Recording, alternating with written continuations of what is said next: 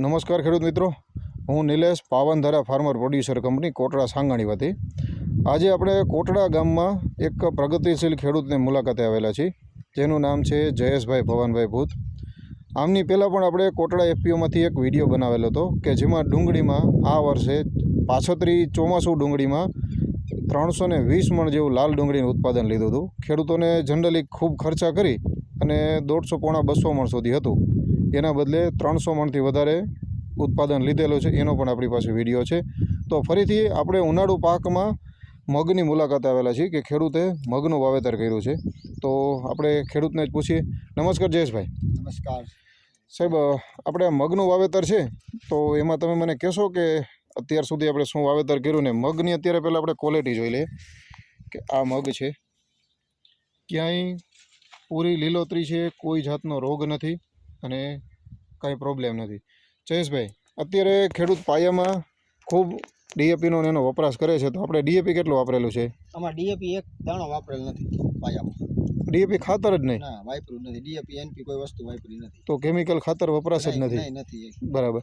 તેમ હાલો, કેમિકલ ખાતર નથી વપરાશ કર્યો અને તો વાવેતર થઈ ગયું ત્યારથી લઈને અત્યાર સુધીમાં આપણે મગ જોઈ છે કે શું ખૂબ સારી ક્વોલિટીના, પૂરો લીલો કલર અને ખૂબ સારી શીંગો છે. તો તમે આમાં જંતુનાશક દવાનો તો વપરાશ કર્યો છે ને? જંતુનાશક દવાઈ નથી મારી. જંતુનાશક નહીં? એક રાઉન્ડ આમાં આવ્યો નથી જંતુનાશક. તો રાસાયણિક ખાતર એટલે ડીએપી એનપી અને જંતુનાશક વગરનું? પછી માઇકોરાજા, હા, એ આમાં પાયેલું છે. બરાબર. પછી 2 ટ્રીટમેન્ટ આની કરેલી છે, માઇક્રોન્યુટન, સ્ટીમ રીચ અને બાયો 99. સ્ટીમ રીચ અને બાયો 99, આ 3 વસ્તુ? હા, 3 વસ્તુના 2 રાઉન્ડ કર્યા છે. બરાબર. આ વસ્તુ કેમિકલ વાળી કે ઝેર છે કે કોઈ? ઝેર નથી, ખાતર છે. ખાતર જ છે. ઓકે, આ 3 વસ્તુ ખાતર છે. તો આનાથી આપણે પાક જોઈ શકીએ છીએ કે ખૂબ સારો છે. તો આમાં જંતુનાશકના કે ઈયળના કોઈ રાઉન્ડ નથી, અને જોકે આમાં ઈયળનું નુકસાની કે કોઈ ખેતરમાં ક્યાંય દેખાતું જ નથી અને ખૂબ સારો ફાલ દેખાય છે. તો આના સિવાય બીજું કોઈ ટ્રીટમેન્ટ કરેલી જ નથી? કોઈ વસ્તુ કરેલી નથી આમાં. બરાબર. અને આ જ મહેનત કરે છે. બરાબર. તો સાહેબ, એવું કહી શકાય કે આ અત્યારે ખૂબ સારા છે, તો આ સારા છે એનું પ્રૂફ કઈ રીતે મળી શકે? અમારે તો આ 2 વખત રાઉન્ડ લીધો હોય ને દવાનો. હા હા, પાયો. બરાબર. એટલે આજુબાજુમાં બીજા કોઈ? આજુબાજુની અંદર બધા 2 રાઉન્ડ ઈડું આવી ગયેલા છે. આ બધા મગના જ ઘેરા છે. હા હા હા. મારે તો એક સેટ જ છે મગ, એમાં 2 રાઉન્ડ મગ ઈરુના લઈ લીધા છે, તોય છતાં આવા નથી. આની અંદર પેસ્ટિસાઇડ છાંટેલી નથી, કોઈ પેસ્ટિસાઇડનો વપરાશ નથી, કોઈ કેમિકલ ખાતરનો વપરાશ નથી, તેમ છતાં આવું સારું ઉત્પાદન છે.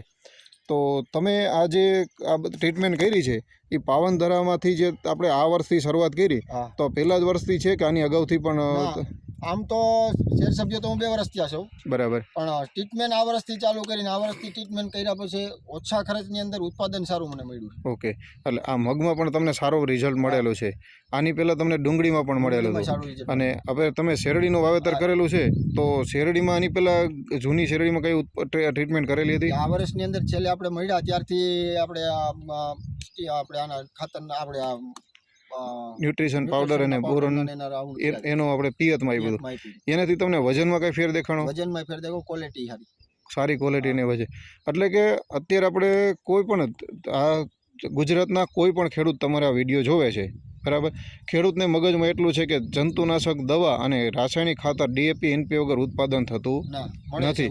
તો તમારો આ વિડીયો જે જોવે છે એને તમારું શું કહેવાનું થાય છે કે જે કેન્દ્ર સરકારની યોજના છે એફપીઓ, ફાર્મર પ્રોડ્યુસર કંપની, ખેડૂતો દ્વારા અને ખેડૂતો માટે ચાલતી સંસ્થા છે, જે હકીકતમાં ખેડૂતો એના લાભાલાભ લઈ શકે છે. તો આવી દરેક તાલુકામાં એફપીઓ બનેલી છે. તો આપણે ખાલી કોટડા પૂરતી નહીં, પણ તમે શું કહેશો કે ભાઈ એફપીઓમાં જોડાય તો એનાથી યોગ્ય માર્ગદર્શનથી શું ખેડૂતોને ફરક પડે ને ખેડૂતો શા માટે જોડાવવું જોઈએ? ખેડૂતોને એફપીઓમાં જોડાવાનું હું તો રિક્વેસ્ટ કરું છું કે એફપીઓમાં જોડાવો ખેડૂત, તમને ખર્ચમાં ફાયદા થાય, ઉત્પાદન વધશે. બરાબર. અને માલ તમારો ક્વોલિટી થાય. ઠીક છે. ભાવમાં ફરક પડશે. બરાબર. અને એફપીઓ માર્ગદર્શન તમને પૂરું આપશે. બરાબર. હવે સારું ઉત્પાદન જોતું હોય તો સૌથી પહેલાં જમીન ફળદ્રુપ હોવી જોઈએ. તો અત્યારે બેફામ જે ખાતરના વપરાશ થાય છે આને લીધે જમીન ટાઈટ થઈ છે. અને જમીનની ફળદ્રુપતા ઓછી થઈ ગઈ છે. તો એફપીઓના યોગ્ય માર્ગદર્શનથી જમીનમાં સુધારો થશે. હા. જમીનમાં સુધારો થશે અને જે પ્રોડક્ટ આવશે એ ઓછા ટૂંકમાં કહેવાય કે વ્યાજબી ભાવની હશે વાજબી ભાવની. અને યોગ્ય પ્રોડક્ટ મળશે. આના દ્વારા જમીન સુધરશે અને પૂરતું ખોટા બેફામ થેલીઓ મોઢે ખાતર વાપરવાને બદલે જરૂર પૂરતા ખાતરનો વપરાશ કરશું એટલે કે બહુ ઓછા ખર્ચે સારું ઉત્પાદન ઉત્પાદન મળશે. લઈ શકશે. આપણે આ સફેદ ડુંગળીની અંદર ખેડ કરેલી છે, હમ હમ ખાલી એક જ વારની અંદર ઢેપુ ભાંગી જાય, ઢેપુ જ નથી. બરાબર. આપણે જોઈ શકીએ છીએ કે માટી એકદમ નરમ અને પોચી છે, કારણ કે અત્યારે ક્ષારને લીધે જમીન બહુ કડક થઈ ગઈ છે. તો સાહેબ, જે ભાઈ વાત કરે છે એનો તમે શું અનુભવ તમે કહેશો? અત્યાર સુધીનો તમને આ એફપીઓનો શું અનુભવ છે? અનુભવ તો છે ને, તો આ 2 વખત પહેલા ડુંગળી સારી થઈ હા હા ને આ મૂંગ જોવો નજર સામે છે આમ. બરાબર.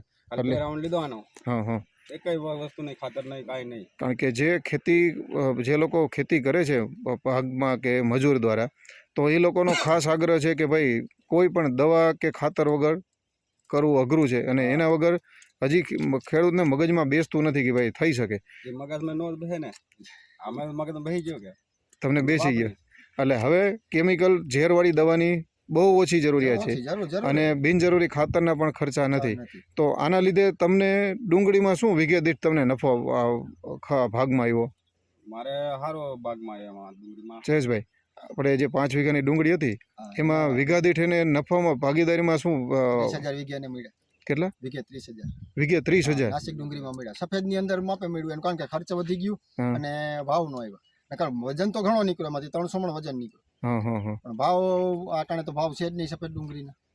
એટલે 30,000 રૂપિયાની તો વીઘે 30,000 રૂપિયાનો નેટ ટૂંકમાં નફો થતો નથી. એને બદલે ભાગમાં જે ખેતી કરે છે એને 30,000 આવ્યા. તો હકીકતમાં આ દરેક ખેડૂતો માટે નોંધ લેવા જેવી છે. તો જયેશભાઈ, તમારી મુલાકાત કરવી અથવા તો આપણે કોટડા તાલુકાના કે કોઈ પણ ખેડૂતોને તમારું માર્ગદર્શન જોતું હોય તો તમે મને તમારું સરનામું આપશો અને તમારા પાક વિશે કહેશો અને તમે એમને મદદ કરશો કે કેમ? કાંઈ વાંધો નહીં, ગમે ત્યારે કોઈ પણ ખેડૂતને કાંઈ પણ માહિતી જોતી હોય અથવા મોલ જોવો હોય તો રૂબરૂ વાડી આવે. મારી વાડી કોટડા સાંગાણીની અંદર વાછપરી ડેમને કાંઠે છે. મારું નામ જયેશભાઈ ભવનભાઈ ભૂત. મારા મોબાઈલ નંબર છે 9255593911. તો કોઈ પણ ખેડૂતોને કાંઈ પણ યોગ્ય માર્ગદર્શન જોતો તો આવી જાય. અત્યારે જે હાલમાં પાક ઉપર આપણે ઊભા છીએ એ પણ કોઈને જોવો હોય તો પણ ખેડૂત જોઈ શકે છે. એટલે હકીકતમાં એફપીઓ સાથે જોડાઈ ખેડૂતોને પૂરતો ફાયદો થાય, ખર્ચમાં ફેર પડે, જમીન સુધરે અને પૂરતું ઉત્પાદન મળે અને સામે ભાવ પણ ક્વોલિટી સારી થાય તો ભાવ પણ સારા મળે.